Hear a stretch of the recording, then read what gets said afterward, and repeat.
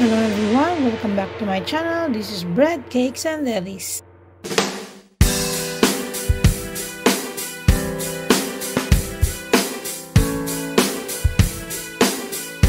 Hello everyone, welcome to my channel. This is Bread, Cakes, and Delis. At gusto ko pong magpasalamat sa lahat ng mga nag-subscribe sa aking channel. Thank you very much po. God bless po at mabuhay po kayong lahat at mag-ingat po tayo. So ayan, ang gagawin nating recipe ngayon is ang Cardaba walnut banana raisins. So hindi natin gagamitin yung saging na nasa kaliwa ko. Ang gagamitin natin is ito, saging na saba. Tinatawag nila itong Cardaba or sweet plantain. Yan ang tawag nila sa ibang mga lingwahe. So ang tawag natin sa Pilipinas is saging na saba or deep pig sa Ilocano. So ayan. Ito is mas cheapest ito kaysa doon sa saba na ginagamit natin na pangkaraniwan, yung matamis. Mas marami kayong mabibenta nito, mas makakagawa kayo ng marami kasi mas cheapest siya at saka hindi siya masyadong tawag dito, mahal. So try nyo to guys, hindi kayo mabibigo. Maganda rin siya. Ganon din yung kalalabasan niya. Yun nga lang, huwag nyong gagamit nito na matigas. Kailangan pahinugin nyo muna ito ng kagaya ng nandyan sa video na hinog na siya. Yung malambot na pag pinisil nyo is parang akala nyo bulok na. Tapos yung amoy niya is parang bulok pero hindi naman siya bulok. Ganon lang yung amoy niya. Parang bulok na amoy. Pero ito, i-set aside natin to dahil hindi natin kailangan ang main ingredients natin ngayon is ang saging na saba. So, ito, mayroon tayo ditong pre-mash na banana. Ang gamit ko dito is 4 pieces. Isang piraso sa isang molder. So, 4 pieces lang kasi 4 lang yung gagawin natin na pound cake. Banana pound cake. Cardaba walnut raisin banana bread. Yan. So, ilalagay ko po mayroon po ako ditong 200 grams na granulated sugar, 200 grams of egg, beaten, 4 large egg po ang gamit ko. Mayroon ding raisins, malalaki yung ginamit kong raisins, putulin nyo po kung ayaw nyo po ng malalaki. Walnuts, hindi ko po siya pinino na green kasi ilalagay ko yan sa ibabaw mamaya. At of course yung chocolate chips natin sa semi large siya, semi large. Iyan lang ang available sa akin ngayon. Wala ako nung maliliit. So, yan ang ginamit ko. At 30 grams of granulated sugar at 2 teaspoon of cinnamon powder. Kung hindi kayo mahilig sa cinnamon, lagyan nyo lang siya ng 1/2 teaspoon or 1 teaspoon. Bahala na po kayo. Kayo na po ang magtansya. Kung hindi kayo gaanong masaya sa cinnamon, huwag nyo na pong lagyan. I-omit nyo na lang po. So, ayan. Yung mga anak ko kasi ayaw nila ng cinnamon. So, ang ginawa ko lang is yung walnuts at walnut cinnamon sugar. So, ayan. Sineparate ko yung chocolate chips at saka yung raisins. So, ito naman is bee soda, bee powder. So, ilalagay ko na lang po sa description box below yung mga grams nito para hindi po kayo maguluhan. So, tara na guys. Mix natin yung cinnamon sugar. Set aside. Mix. Madali lang to guys, mix nyo lang yung dry ingredients, mix and set aside. And then, do the wet ingredients at ihalo-halo lang siya. So ayan, kayo na po ang bahala. Tignan nyo na lang po sa description box below yung sunod-sunod nito. Siya nga po pala guys, sa video, hindi ko po nailagay yung milk. Yung sukat ng milk is ilalagay ko na lang po sa description box below para hindi po kayo malito. So ayan, nakalimutan ko ilagay yung milk dito sa video, pati yung muntik ko na rin pong makalimutan yung vanilla extract at saka yung butter. So sa description box, yun na lang po ang tignan nyo po sa description box yung pagkakasunod-sunod yan dahil ilalagay ko po dun yung pagkakasunod-sunod. Kaya kamali po ako sa video, ayoko na pong i-retake kaya ganyan na lang po yung ginawa ko. So ayan.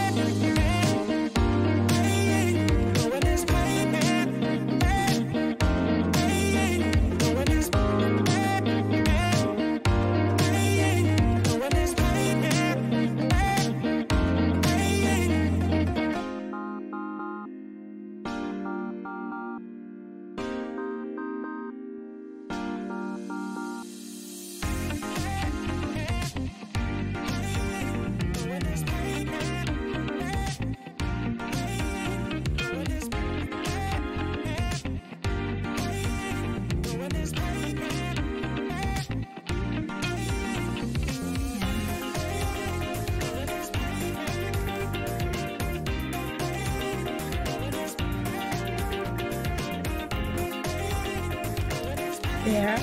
So, ayan. Makikita mo yung kalambot niya.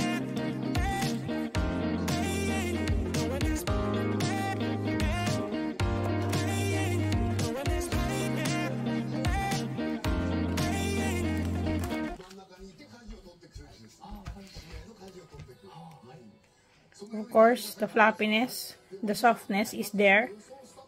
So we will taste it.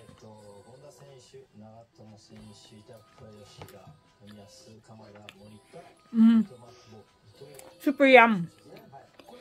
Walang pinagbago.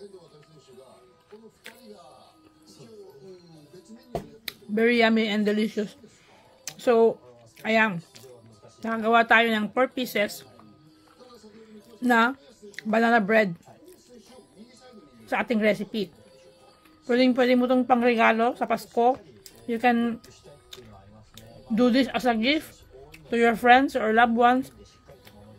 Or, you can do this as a business this coming holiday season. Low cost, super yummy, and very tasty. So, ano pang hinihintay nyo? Gawin nyo na po ito. So, ayan, natikman na natin siya at nalaman natin na masarap din siya sa pound cake. So, ito guys, papakita ko lang sa inyo saglit lang. Mayroon ako ditong box na yung natirang ginamit ko nung nakaraan. Mayroong isang natira. So, ilalagay natin itong walnut banana Cardabo walnut raisin banana bread.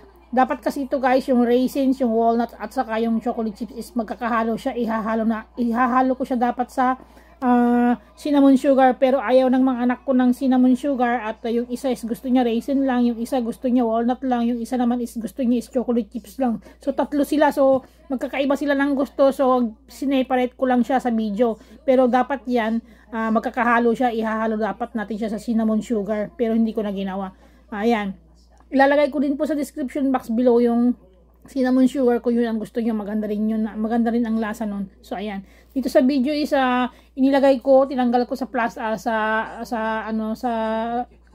sa sheet niya yung pound cake, and then nilagay ko sa plastic. So babalutin ko ito. Mas maganda, mas presentable siya if meron kayong pound cake box na paglalagyan, pero mas expensive yun, baka ayaw ng customer nyo.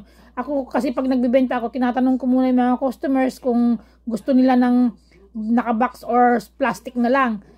Mas pinipili nila ang plastic kasi mas mura yung costing niya. So if you want low price, kung gusto ng customer nyo is low price, gamitin nyo yung cello sheet na yan, yung plastic sheet na yan. Nabili ko lang to sa Hakuin Shop. Hindi ko alam kung anong tawag nila sa pambalot na yan, yung ginagawa ko ngayon. So ayan, nakalagay na yan siya, set na po siya. Piso isang balot ng plastic na yan, 20 pieces ang laman yan. So ganyan, madali lang siya, very cheap siya. So wala, ayan o. Ganyan lang gawin niyo guys. Pero bago nyo siya ibenta, mas maganda kung budburan nyo siya ng powdered sugar. Ako kasi for sampling lang tong ginawa ko, kaya hindi ko na binudburan ng powdered sugar kasi ayaw ng mga bata. So ayan, kung pambenta nyo siya at mas para mas kaakit-akit siya, budburan nyo siya ng powdered sugar. So yan, lagyan nyo siya ng logo nyo or thank you logo or yung brand ng logo nyo, ilagay nyo yan sa ibabaw, kung saan nyo, idikit nyo dyan sa ibabaw para makilala yung inyong mga items. So ayan, very ano siya, very cheap siya at maganda siyang tingnan. So ayan, dito rin budburan nyo rin siya ng, para mas presentable, budburan nyo rin siya ng powdered sugar. Ayan, ako kasi pangkain ng mga bata, so tatlo sila, iba-iba yung gusto nilang flavor. So ginawa ko yung apat na yan, yung plain at saka yung walnut at saka yung raisin at saka yung chocolate chips. So ayan, there you have it, our Cardabo walnut raisin banana bread. So ano pang hinihintay nyo guys, gawin nyo na to. Kikita kayo ng marami dito ngayong Pasko, ngayong holiday season.